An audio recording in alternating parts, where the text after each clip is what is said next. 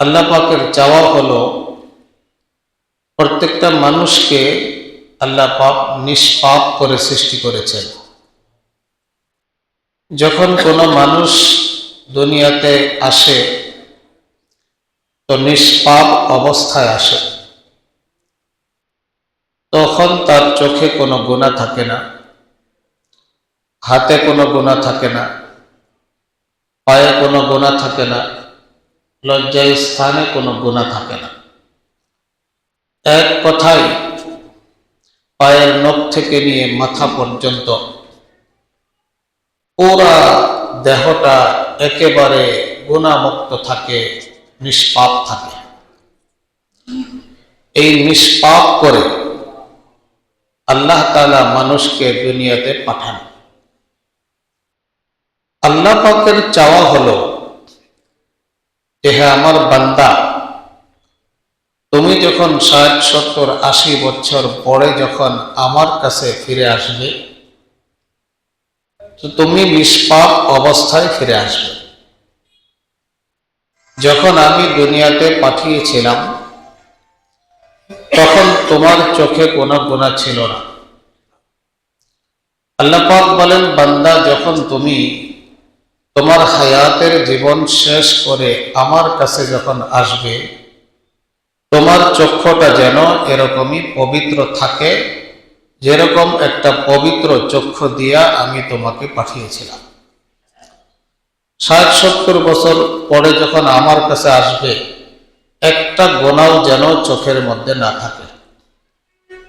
বান্দা, তোমাকে যখন আমি দুনিয়াতে পাঠিয়েছিলাম তোমার লজ্জায় স্থানের কোনো গুনাহ ছিল না, হাতে পায়ের কোনো গুনাহ ছিল না, জবানের কোনো গুনাহ ছিল না। যখন তুমি হায়াতের জিন্দেগি শেষ করে ৬০, ৭০, ৮০ বছর পার করে আবার বান্দা যখন তুমি আমার কাছে আসবে, তোমার লজ্জায় স্থানটা যেন পবিত্র থাকে, তোমার হাতটা যেন পবিত্র থাকে, তোমার পা যেন পবিত্র থাকে, তোমার কান যেন পবিত্র থাকে, তোমার জবান যেন পবিত্র থাকে। তোমার চোখে কোনো গুনাহ থাকবে না, জবানে কোনো গুনাহ থাকবে না, লজ্জায় স্থানের কোনো গুনাহ থাকবে না। যেমন ভাবে পবিত্র বানিয়ে আমি তোমাকে পাঠিয়েছি, এরকম ভাবে পবিত্র হয়ে তুমি যদি আমার দরবারে আসতে পারো, আমি রব্বে করিম তোমার জন্য জান্নাতের মধ্যে লক্ষ কোটি নিয়ামতের ব্যবস্থা করে রেখেছি। এই জন্য আমার প্রিয় ভাইয়েরা, আমাদের প্রত্যেককে এটা লক্ষ্য রাখতে হবে যে আমি যেন আল্লাহর কাছে এমন অবস্থায় যেতে পারি যে আমার চোখের কোনো গুনাহ থাকবে না, আমার জবানের কোনো গুনাহ থাকবে না, আমার লজ্জায় স্থানের কোনো গুনাহ থাকবে না, আমার দেহের কোনো গুনাহ থাকবে না।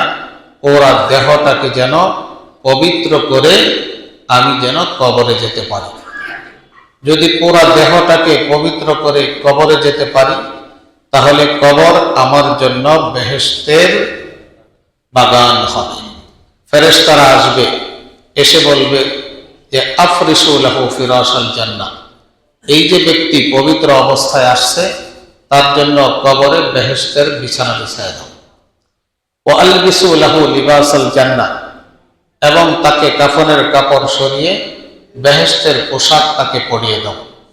এবং কবরটাকে মাদ্দুল বসর, চতুর্দিক পর্যন্ত দৃষ্টি যায়, ডানে বামে সামনে পিছনে, এতটুক পর্যন্ত কবরটাকে প্রশস্ত করে দেওয়া হবে। এবং তাকে বলা হবে, নাম কানাউমাতিল আরুস, তুমি ঘুমাও, একজন নববধূ যেভাবে ঘুমায় এরকম ভাবে তুমি ঘুমাও। একেবারে কবরের জীবন শেষ করার পরে আল্লাহ রাব্বুল আলামিন তোমাকে জাগ্রত করবে। একজন মানুষ কবরে কতদিন থাকবে? হাদিসে পাকের মধ্যে আসছে, যে ব্যক্তিটা এই পৃথিবীর থেকে সর্বশেষ মারা যাবে ওই ব্যক্তিটাকেও কবরে 40,000 বছর থাকতে হবে, তারপরে কিয়ামত হবে। যে আরো আগে মারা গেছে সে আরো বেশি থাকবে। এই জন্য কবরের জীবনটা একটা ছোটখাটো জীবন না, এটা আমাদের দুনিয়ার জীবনের চাইতে অনেক লম্বা একটা জীবন।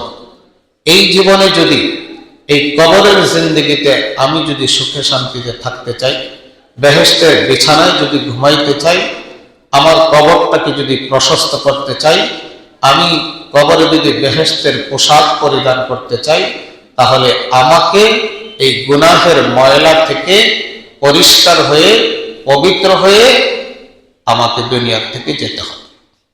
যদি এইভাবে দুনিয়ার থেকে যেতে পারি, তাহলে আমার জন্য কবর বেহেশতের বাগান হবে।